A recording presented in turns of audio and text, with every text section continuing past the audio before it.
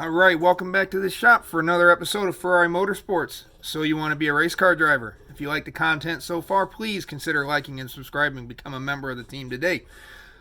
So we got a fun topic for you guys today. We're going to try to keep it a little bit shorter. You can hear my voice is still a little messed up from being sick a couple weeks ago.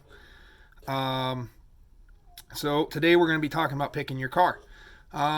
This can be a quick process, or it can be an agonizing process depending on what kind of person you are and how much you've already thought about it. Some things that you need to consider: firstly, sanctioning body, what kind of racing you're going to be doing, and also the rules and restrictions that you have. Now, what do I mean by that? We're talking about, from the low end to, very little restriction, wide range of cars, all the way up to the top, where there's a lot of restriction, and a lot of the cars might look similar because of the speeds and the power involved. It's just in an effort to keep everybody safe. So, top end of the range, you have like your NHRA dragsters and funny cars, like my good friends the McIntyres and their Mac Attack machine. Pretty badass car. I would go check it out if I were you. I wrenched on their nostalgia car for a couple of years. Great people, had a lot of fun. But because of the power involved and the speeds that they reach, I mean, an NHRA top fueler will go 330, 340 miles in an hour in 1,000 feet in under, close. They're closing in on the 3-second range. So that's, we're talking the fastest accelerating piloted object on the face of the planet here. So there's going to be a lot of restriction, a lot of safety requirements, and a lot of conformity just because of that. Now, on the lower end of the range, like say Champ Car, like we're racing, their regulations are a lot looser. So you see a lot more variety of cars. You see everything from Saturns, BMWs, Fieros. There's a few other teams running Fieros like us. Just a whole wide range, and they regulate off of a point system to try to bring everybody back together and get a fair, more driver-oriented race. Now, you might have like a Spec Miata, where the suspension package, you have maybe one, maybe two choices in all of those components. And if you got a later model one with a 1.8 liter, you have to run a restrictor plate to bring it back down to the performance level of the earlier 1.6s. Kind of the same thing with the spec BMW. It can even in that kind of sense, it can go even more extreme. The International Race of Champions series, they spec out an entire car. So the teams don't even really have the car. There's very few adjustments that they can make. Horsepower is tested within a couple of horse of each other, and it's really meant to be a driver's skill race. Now, we're not going to spend a whole lot of time on this because we've already covered the researching and the sanctioning body aspect in previous videos. And there's just so many sanctioning bodies and events out there that this would probably be, just this section alone probably could be a 3 or 4 hour video, if I were to go in depth. And even then, that might be a rabbit hole that I might never come back from.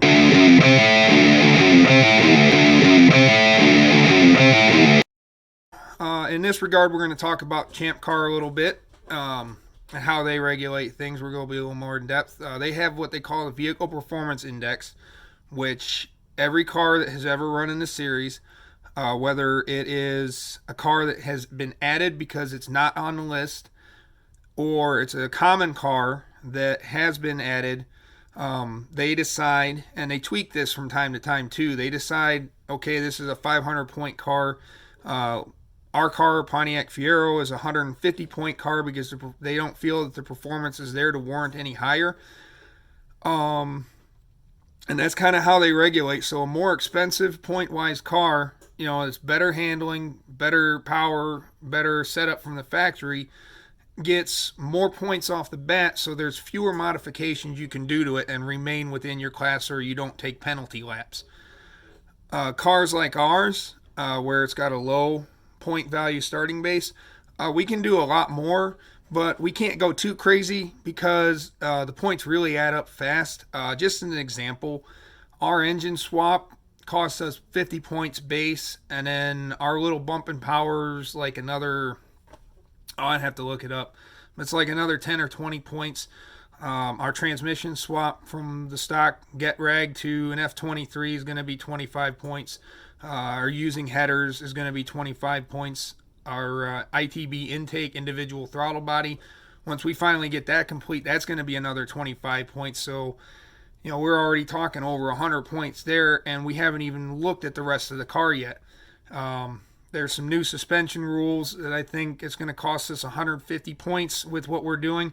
So already our 150 point car is now, about 100, 120 points for all the engine stuff and another 150. So our 150 point car is already coming up on that limit. It might not be that much. I'll have to look at it again. I don't have the numbers off the top of my head. But you get the gist of the idea of how Champ Car regulates their cars and how people have to work within the rules to avoid getting the penalty laps, and how they keep everybody's performance kind of together, or they try to at least. There's still some combinations and things out there, but it's the same way with any racing organization. Somebody's going to find a loophole, somebody's going to exploit it, they're going to change the rules, and then the process starts all over again. And that's one of the big draws and really a lot of fun with racing, especially with organizations that have less restrictive rule books, is finding the gray areas that you can play in. This is the letter of the rule book, but I can do this. This kind of skirts, but maybe I can get away with it, maybe not. It's just, it's a lot of fun picking through the rules and trying to figure out what you can and can't do, what you can get away with. But rules compliance is a topic for another video, so we're going to get back on tangent of picking the car. Now, actually picking the car, you can go for any number of factors. You might have, if you want to race a specific series, you might have to race a BMW, a Miata, and it's modified. The modifications are already picked for you.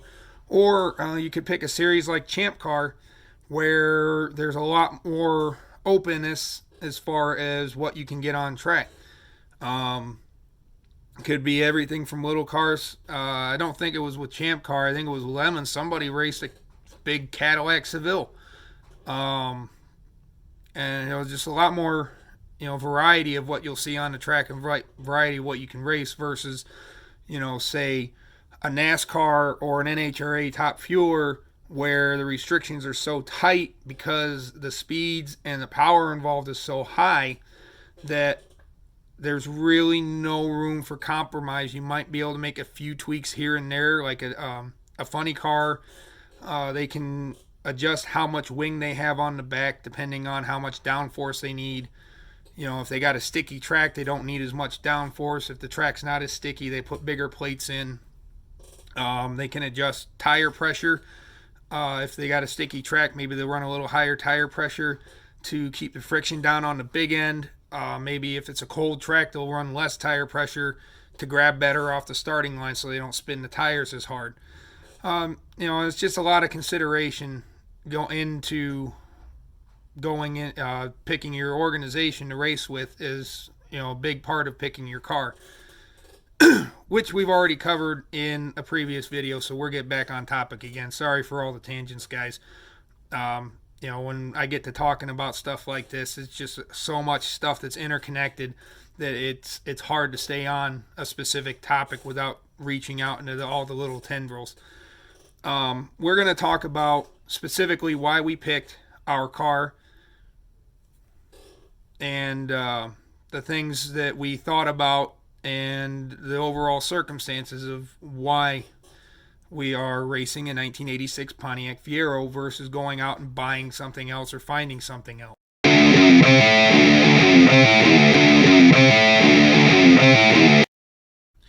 All right, so 1986 Pontiac Fiero.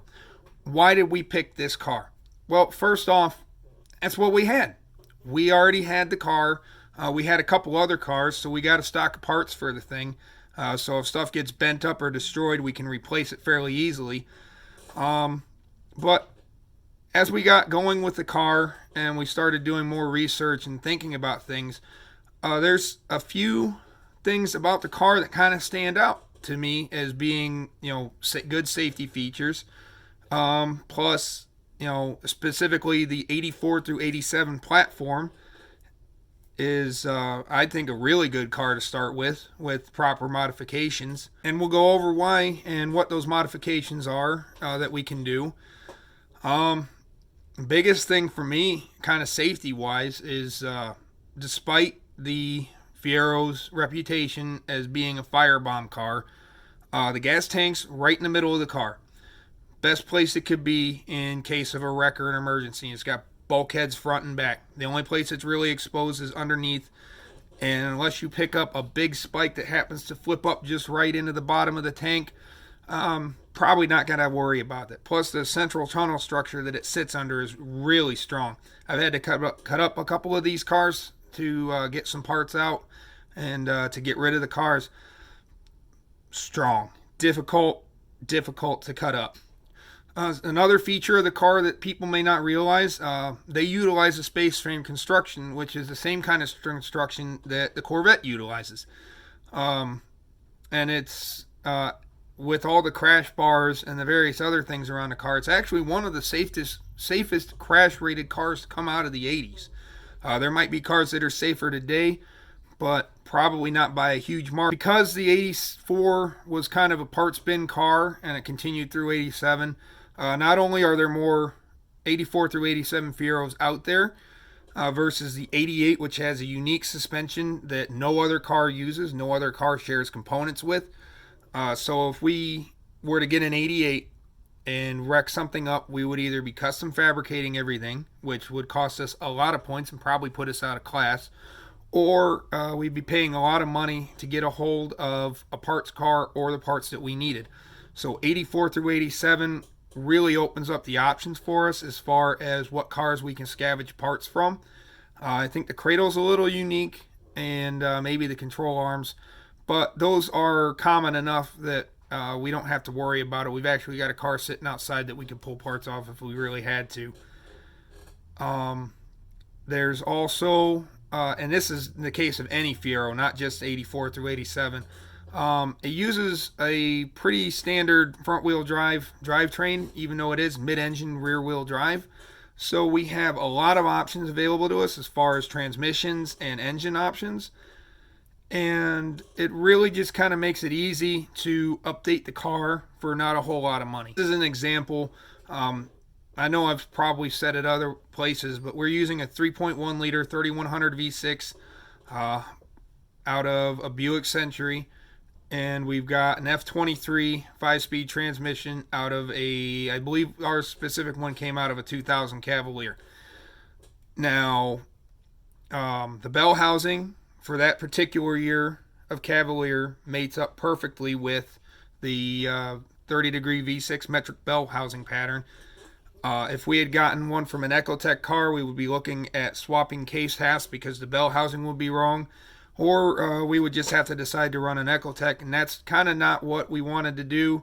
Kind of wanted to stick with the V6, with it being a Pontiac Fiero GT. So that was a decision that we kind of came to. And overall, it's just a surprisingly easy car to update. Some of the other teams that have run Pontiac Fieros, just as an example why we updated to the F23, which cost us points. We were originally going to use a 4-speed Muncie because we had 3 or 4 of those on the shelf. But another team that utilized that transmission was having very high failure rates in the 3rd and 4th gear assemblies. They sent them out to be cryo-treated. They had all kinds of stuff done to the transmission, and it would just eat them up no matter what they did. So, learning from their problems, we just decided to go ahead and take the points hit and upgrade to the newer, stronger transmission. It's kind of the same deal with the 3100 V6. There's thousands of them, if not hundreds of tens of thousands in the scrap yards all across the country. It'd be very easy and inexpensive to come by another one. versus the 2.8 liter that came in the Fieros. They're getting more scarce. They're still out there for sale, but they're getting more scarce, harder to come by. Plus, the 3100 V6 has a few updates. It's a roller tappet camshaft versus flat tappet, so it's much easier to break in. It's much easier on the camshaft. We don't have to worry about it munching lobes as much. Unfortunately, the engine I got had a bad lobe, which may have caused the car to go to the junkyard in the first place, so we replaced all of that stuff. And in general, the Fiero, just a really easy car to update. We've got some suspension modifications that we're doing. We're making coilover perches for the springs that still fit in the stock control arms. We're not doing true coilovers. We don't feel the need to go to that yet. Plus, it's easier just to upgrade what's there now versus trying to re-engineer everything, which we probably will do in the future. But given the time constraints to get to our first race this year, not going to happen this year. Same thing with the rear suspension. We got some ideas to update that, but that's going to be further down the road. All right, so we're going to wrap this video up. Still got a little bit of work to do with the car today. We got a new welder to kind of fix things up and do some little dirty work that doesn't warrant spending TIG gas on. By the way, I like it so far. It's a lot better than some of the other cheap welders we use. It's the lowest end Harbor Freight titanium TIG welder. It's not, well, no, I misspoke. It's a flux core welder, which we'll not be using for the cage, but it works really fantastically for other small projects that aren't as safety vital. Small repairs, things on dirtier metals that TIG might not be more appropriate for. Really good little welder so far. Works a lot better than the previous one that I had. I like it. Anyway, we're going to wrap up this video. We always appreciate any support. Any comments, concerns that you guys have, you can drop them in the link below, or you can find us on Facebook or our website at Ferrari Motorsports, Facebook/Ferrari Motorsports or FerrariMotorsports.com. As I said earlier, if you like the content, please consider liking and subscribing. Stuff's been a little slow with the car lately, but I've been a little sick, so unfortunately that's just how it goes. We're going to be, in the coming weeks, we're going to be picking up pretty significantly as I'm feeling better, and we're going to get, we're just going to hit it hard to try to get the car done so we can get some time with it before we head to the racetrack. As always, Ferrari Motorsports, turning miles into smiles.